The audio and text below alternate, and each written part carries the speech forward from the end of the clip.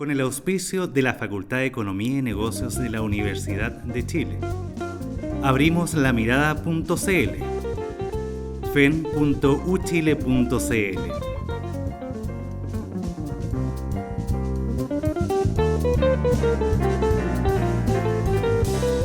Presenta La Mesa. Bienvenidos a esta, la primera edición del año 2015 de La Mesa, esta coproducción del Mostrador Mercados y la Facultad de Economía y Negocios de la Universidad de Chile. Ojalá que todos tuvieran buen descanso, feliz años. Un invitado que ya hemos tenido, Pablo Correa, gerente de políticas públicas de comunicaciones, economista jefe del Banco Santander Chile. Gracias por venir, gracias por hacer el debut del año con el programa. Gracias a ti, Iván. Que tengas un buen 2015. 2015. Bueno, Pablo, terminamos el 2014. Ustedes sacaron un estudio analizando lo que se venía este año 2015, una semana antes del IPOM. Yo creo que ustedes fueron un poquito más optimistas de lo que el propio IPOM sugiere, ¿no? Que este año va a ser más complicado de lo que incluso los más pesimistas que se habían pensado. Y el ministro de Hacienda terminó el año diciendo que este famoso punto de inflexión ya había pasado del tercer trimestre de 2014 a la segunda mitad de 2015. ¿Cómo se viene este año? No quitando la parte política e ideológica del debate, ¿cómo se viene económicamente este año para Chile? A ver, mira, tenemos tres elementos que van a estar sí o sí. Como dices tú, sacando cualquier elemento de discusión política, hay tres elementos de política macroeconómica que están. Lo primero es que el Banco Central, recordemos que el año pasado aplicó una política monetaria más expansiva y eso actúa con rezago. Eso no mostró toda su fuerza el 2014, sino de que la va a mostrar este año. El segundo elemento es una política fiscal más expansiva. Recordemos de que esta administración va a aplicar el 2015 su primer presupuesto. El 2014 fue un presupuesto heredado de la administración anterior y este es su primer presupuesto redactado por este ministro de Hacienda e implica una expansión importante de la inversión, que es el elemento más expansivo de la política fiscal, más intensivo en empleo, en construcción, y ese es un elemento que es bastante más contracíclico. Y el tercer elemento es que tenemos una moneda fuertemente depreciada, 100 pesos más depreciada que el 2014. Por lo tanto, tienes elementos financieros, que es la política monetaria, tienes elementos reales fiscales y tienes un sector exportador y el sector que sustituye importaciones mucho más competitivo. Por lo tanto, esos tres elementos te generan de que va a ser un año que parte con por lo menos los elementos de política macroeconómica bastante mejores que el 2014. Y eso nos hace pensar de que, cierto, de haber terminado un 2014 con un crecimiento bajo el 2%, es bastante plausible pensar de que este año va a estar creciendo por lo menos un punto por sobre el año pasado. Y el año pasado, ustedes decían, la proyección era de que terminamos el año creciendo 1.7, ¿no? 1.7, 1.8. Justamente. Y en las próximas semanas vamos a ver cuán acertados estuvieron. En ese informe de ustedes, tú y tu equipo dicen una cosa, que el 2015 prácticamente está jugado por estos tres factores a los cuales tú refieres y que, a no ser de que haya una catástrofe, ¿no?, que en general vamos a crecer un punto más de lo que crecimos el año pasado, pero que este año es el año que se tiene que jugar porque el 2016 es donde de verdad se va a ver, ¿no?, cuándo y qué tipo de crecimiento y qué tipo de economía vamos a tener. ¿Por qué dice que ya está jugado? A ver, justamente, como te digo, sí, esos tres factores. Estos tres factores están ahí, ¿ya? Y son elementos, como te digo, de política macroeconómica que tú no puedes revertir en un par de semanas, ¿ya? Y lo que no tenemos considerado son factores como sorpresivos al alza, ¿ya? Donde, por ejemplo, tú tengas un shock de expectativas, que por alguna razón, ¿cierto?, todos nos pongamos sumamente optimistas y la inversión despegue y veamos, ponte tú, no sé, que el cobre está en $4 la libra en marzo y algo suceda que nos deje en una situación sorpresiva al alza. Si todo se mantiene como está hoy día, el año está relativamente jugado. El punto es que estos tres elementos son transitorios, no son permanentes. Tú no puedes mantener por la regla de política fiscal un fisco que te esté calentando la economía permanentemente. El Banco Central puede mantener las tasas bajas durante un tiempo y después tiene que normalizarlas porque su objetivo es inflación, no crecimiento. Y el tema cambiario, no podemos esperar de que vuelva a depreciarse 100 pesos más porque las razones que hicieron que pasara, ¿cierto?, de 500 a 600 pesos ya están incorporadas y no se van a repetir. Por lo tanto, como dices tú, la pregunta es, bueno, ¿cómo hacemos de que el 2016 o el 17, ¿cierto?, ese 2,5, 2,6% se transforme nuevamente en un 4 o más que un 4? Y eso no está para nada claro. ¿Y eso qué tendría que pasar? Vamos a dejarlo por un ratito más, la relación del Ministerio de Hacienda con el sector privado y las incertidumbres o desconfianza, pero en el sentido del punto de vista técnico, como economista, ¿qué tiene que pasar? ¿Qué te gustaría ver el 2015 para que sentaran los cimientos para que el 2016 y el 2017 tuviese un crecimiento más cercano al 4%? Mira, es bien curioso lo que estamos viendo porque desde un punto de vista más técnico, aparentemente los diagnósticos están claros y están claros hace tiempo. Desde el punto de vista de qué fue lo que nos permitió tener tasas de crecimiento más altas en el pasado, fue básicamente una gran reforma estructural que fue la apertura de los mercados comerciales y financieros a fines de los 80 y principios de los 90. Cuando tú miras la composición del crecimiento durante esa época de oro, ¿cierto?, cuando creció en promedio un 7% este país, no fue por el mercado del trabajo ni por inversión, fue por ganancias de productividad. Y esas ganancias de productividad se produjeron por esta apertura y por la competencia que generó esta apertura en el sector de las grandes empresas. Pero eso se agotó y nos transformamos en una economía de que se quedó viviendo de esos recuerdos, por decirlo así, y no hemos sido capaces de reinventarnos. Y hoy día las ganancias de productividad son prácticamente cero y en algunos sectores muy relevantes, como el sector minero, son negativas. Por lo tanto, cuando tú hoy día sacas promedios para no quedarnos en lo que pasa en un año en particular, en los últimos 10 años ves que la mitad del crecimiento viene por el mercado del trabajo, más o menos la otra mitad por el mercado del capital y la productividad aporta cero. Entonces, el diagnóstico es, bueno, si queremos pasar, ¿cierto?, de ese 4% promedio a un 6 o un 7, tenemos que meterle un par de puntos adicionales de productividad. Y el diagnóstico está claro, pero sin embargo no hemos visto en la práctica ninguna política de más largo plazo de que efectivamente aborde esos temas. Y eso también viene ya no solamente de este gobierno, viene del primer mandato de Bachelet, durante el gobierno de Piñera, del cual tú fuiste parte durante un tiempo, se habló, pero no una de las críticas que se hicieron, que habló mucho de este tema y no se hicieron, y este gobierno también empezó con una agenda de productividad, pero tampoco se ha visto en la práctica hasta el momento cosas tangentes, no cosas de hechos. Exacto. O sea, nosotros somos una economía que hace 20 años atrás decidimos ser un exportador de materias primas, sumamente abierto al mundo, y hoy día, 20 años después, seguimos siendo un exportador de materias primas sumamente abierto al mundo. Pero no hemos agregado ningún valor a las cadenas de producción asociadas, no hemos sido capaces de transformarnos en un exportador de servicios relevantes. Y como te digo, lo más curioso es que los diagnósticos están. Si uno mira lo que hizo la administración anterior y esos crecimientos que fueron mucho más altos que el potencial, se debieron a temas puntuales, pero no a reformas estructurales.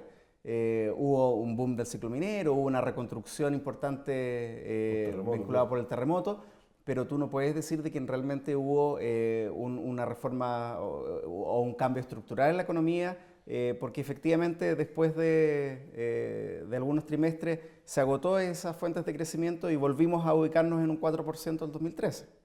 Entremos ahora un poco al tema que es la parte más gris del diagnóstico. El factor, el autogol que se le acusa de haber hecho el gobierno por no solo el fondo, sino que la forma de esta agenda reformista, principalmente la reforma tributaria, ¿no? Y hay este debate de qué porcentaje de la desaceleración que enfrentamos viene por las reformas. Curiosamente, a fines del año pasado, justo antes de Pascua, Merrill Lynch, banco rival de usted a nivel global, Banco Belga, sacó un informe en que prácticamente dice que todo lo que está pasando en Chile es estructural y que el resto es un debate político, no me acuerdo las palabras que usan, pero en general no. Mientras que no, acá hay un consenso de que, si uno quiere decir los más duros, que todo es por lo que dice el gobierno, y otro que, hasta el Banco Central lo dice, que hay un porcentaje que viene este sentido, pero es muy difícil de cuantificar. No, ustedes lo mencionan un poco en el informe de fin de año de usted, y tú también lo has dicho que no es un factor. ¿Cómo lo ves tú desde el punto de vista más técnico, no? Claro. A ver, como te decía anteriormente, decir ponte tú de que pasamos del 5,3% promedio de la administración anterior al 1,7% solamente por las reformas es falso. ¿Ya? Ya el 2013 esta economía, su velocidad de crecimiento era más cercana al 4%. ¿Ya? Y ese 4% es bastante parecido a el equilibrio, lo máximo que esta economía puede dar, y no es más que eso. ¿Ya? O sea, su potencial no es más alto que ese 4, y podemos discutir si un 4, un 4,2, un 4,3. ¿Ya? O sea, a lo que quiero decir es de que las tasas cercanas al 6 que vimos, ¿ya? Durante los primeros 3 años de la administración pasada, fue una situación lejana del equilibrio. Por lo tanto, tú puedes explicar del 6 al 4 por temas puntuales. Un 4% es más parecido al equilibrio. Y ahora, del 4 al 2, ¿ya? ¿Por qué pasamos de pensar que esta economía crecía al 4% a principios del 2014 y terminamos creciendo más cercano al 2%? Esos 2 puntos adicionales yo creo que están muy vinculados, ¿ya? A el freno que se produjo en la inversión primero y después en el consumo por un tema de incertidumbre que es difícil de negar, ¿ya? Y yo creo de que es ingenuo pensar, independiente de si a uno le gusta o no le gusta esa realidad, como tal vez tú lo planteó el ministro de Hacienda a principios del año pasado, de que dijo, oye, una reforma tributaria que te sube 5 puntos la tasa de impuestos, o 7 puntos como fue finalmente, no afecta a la inversión. Creo de que es un poco ingenuo pensar de que cuando tú le quitas 7 puntos de rentabilidad a cualquier proyecto de inversión, no afecta la decisión de invertir o no invertir. Sí lo afecta, ¿ya? Lo que tú tienes que hacer es finalmente convencer de que, oye, mira, eso tiene un uso alternativo, de que a nivel agregado va a ser aumentar el bienestar en el mediano y largo plazo, ¿ya? Y esa discusión finalmente fue más larga que lo necesario, fue más enredada que lo necesario, y tuvo un efecto de que hoy día todavía, ¿cierto?, vemos que la inversión está estancada. Ahora podemos discutir si efectivamente son 2 puntos, 1,5 puntos. Ahora, honestamente creo que no vale la pena ponerse a discutir qué porcentaje fue. Más vale ponerse a discutir cómo revertimos esa situación y generamos una reversión en el estancamiento de la inversión, que es un dato hoy día que es bastante evidente. Pasemos al mundo más globalizado. A fin del año pasado tuvimos algo que nadie nos predijo con la velocidad que sucedió, una fuerte caída del petróleo. No llegó, a fin de año se transaba por debajo de $60, una caída del 40%, razones geopolíticas, ¿no? Estados Unidos convirtiéndose en un potencial nuevo exportador, pero Chile es uno de los países beneficiados. Varios análisis a fin de año salían que Japón, China y Chile, entre las economías OCDE, que estaban más que deberían recibir el mayor impulso a través de esta baja del petróleo. No, digamos que se quede entre 60 y 70 este año. ¿Esto sería un bonus track para la economía chilena? Sin duda. ¿Y cómo se transforma, cómo se traduce en la práctica? Sin duda. Mira, si Chile fuese una familia, como el 6% de nuestro ingreso lo gastamos directamente en importar petróleo. Ya. ¿Ya? Por lo tanto, es un efecto importante. ¿Ya? Y aparte que tenemos un sistema de precios que permite, ¿cierto?, una transmisión bastante rápida. Por lo tanto, ya lo hemos visto, ¿cierto?, en el precio de las gasolinas, y eso después empieza a generar como deflación de segunda vuelta. En transporte, lo vamos a ver en transporte urbano, e incluso en cosas de que uno no lo piensa, porque todo esto afecta hasta el precio del pan, ¿ya? Porque los hornos se alimentan con petróleo. Y esto nosotros hemos calculado de que de mantenerse este efecto durante todo este año podría sumar hasta 0,4 puntos de crecimiento adicional. ¿Ya? Y lo más probable en nuestra visión es que efectivamente esta baja del petróleo sea más estructural que transitoria. O sea, como decías tú, acá hay un tema de oferta. ¿Ya? Ahora, claro, esto puede cambiar en cualquier momento, pero efectivamente es poco probable, ¿cierto?, ver que el precio rebote en forma importante este año. Por lo tanto, yo creo de que esto va a tener un efecto importante sobre la inflación y va a tener un efecto también sobre crecimiento. ¿Y cómo se contrarresta si el cobre que terminó el año no 2,80, 2,84, no, si el cobre se mantiene por debajo de $3?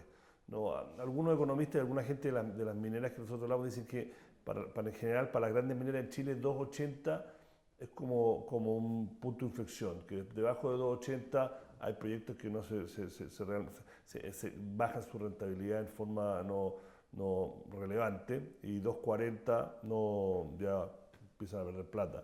¿No? ¿Qué pasa si el cobre cae el petróleo, ¿no?, y se mantiene alrededor de $60-70 la libra, el barril, y el cobre no repunta al 3, que es más o menos el promedio de las expectativas para este año o proyecciones, y se queda en 2,80, 2,90? ¿Cómo se contrarrestan esos dos factores? Claro. A ver, la industria del cobre ocupa como insumo mucha energía, mucho petróleo, por lo tanto esto implica una reducción importante de costos. También implica una reducción en el costo de la energía eléctrica, porque recordemos que todo el sistema eléctrico del Norte Grande, si bien ocupa carbón, también ocupa petróleo como respaldo, y genera una caída en el precio de los costos de energía, de ese insumo, que es un insumo importante de esa industria. Por otra parte, no hay que olvidar de que el cobre lo medimos en dólares, y de repente nos quedamos con el número en dólares, pero el número relevante al final debiese ser en pesos reales, ¿ya? Por lo menos para una empresa que está en Chile. Entonces, muy distinto cuando tú vendías a $4 la libra, pero después lo tenías que transformar a 470 pesos, que cuando lo estás vendiendo a $2.90, pero lo estás vendiendo después a 6.20 o 6.30. ¿Ya? Entonces, cuando tú solamente te quedas con los precios en dólares, la caída desde el máximo al precio actual es de un 37%. Cuando lo mides en pesos reales es de un 7%. Ahora, visto desde ese punto de vista, cuando tú me dices que una industria que enfrenta una caída de precios del 7% en términos reales y deja de ser rentable, es una industria que tiene severos problemas de eficiencia. Verdad, es un buen análisis, no lo había escuchado, pero no... Es una industria que tiene severos problemas de eficiencia y que probablemente necesita replantearse sus costos, y ese es un tema que, vinculado con lo que conversábamos anteriormente, sí, de productividad en Chile. Chile hasta el año 2006 tenía una ventaja de que producía la libra de cobre más barato que el resto del mundo. Y a partir del 2006, que es cuando se produce, ¿cierto?, el boom más importante en el precio del cobre, empezamos a producirlo mucho más caro. Claro. Porque nos pusimos más flojos. Y subieron los sueldos. Exacto. Oye, nos queda poco tiempo, pero quiero tocar un tema más. ¿Cómo estamos preparados como país y después como economía global para la subida de tasas, ¿no? La última reunión del año pasado de la Fed, Janet Yellen mandó el mensaje que antes de abril no.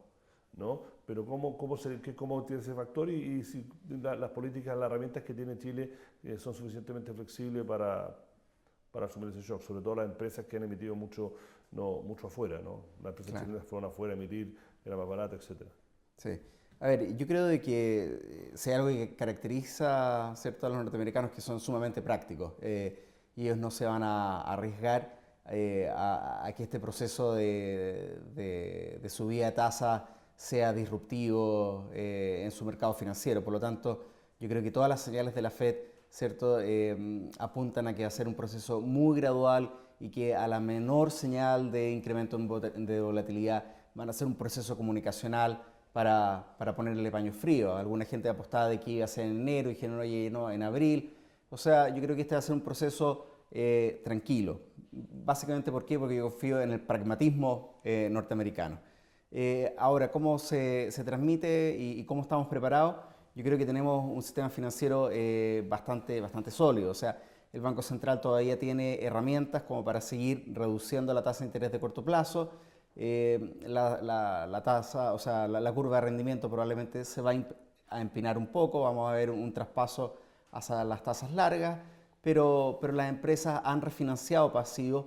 Vimos un refinanciamiento importante durante el proceso o los periodos de tasas de interés baja, refinanciamientos que se produjeron, ¿cierto?, con instrumentos a tasas de interés fija. Por lo tanto, yo creo que están en un bastante buen pie. Por lo tanto, yo creo de que el riesgo de que esto genere un desorden financiero es bastante bajo. Bueno, con esa frase categórica terminamos, ¿no? Muchas gracias, Pablo, por haber venido a nuestro primer programa en 2015, ¿no?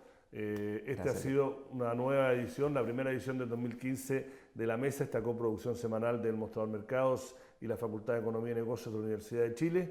Nuestro invitado, Pablo Correa, gerente de Estudio de Políticas Públicas y economista jefe de Santander Chile. Y será hasta la próxima, que tengan un buen año.